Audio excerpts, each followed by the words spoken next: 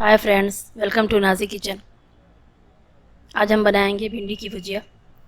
इसके लिए हमको 500 ग्राम भिंडी चाहिए। एक एक इंच के टुकड़े में आप काट लीजिए इसको, धो के साफ़ करके सुखा के। प्याज स्लाइस किया हुआ करीब 250 ग्राम। हरी मिर्ची 8 से 10, हाफ पीस में कटी हुई। नमक अपने टेस्ट के हिसाब से रखिए। हल्दी पाउडर 1 टीस्पून। मस्टर्ड ऑयल है 1 बड़ा चम्मच। तेल गरम करेंगे पहले हाई फ्लेम पे हम। तो इसमें ऑनियन डालेंगे। फ्लेम को हाई रखिए।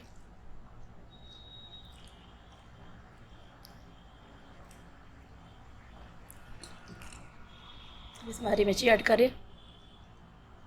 लाइट पिंक हो जाए प्याज तब हम इसमें भिंडी डालेंगे। हल्का सा पिंक हो।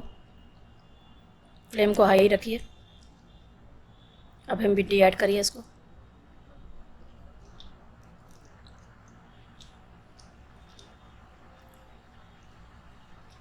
अब इसमें हम नमक डालेंगे।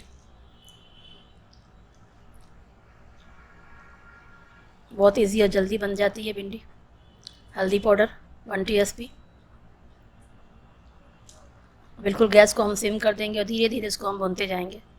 देखिए काफ़ी हद तक भुन गई है, कम हो जाती है। तैयार है अब।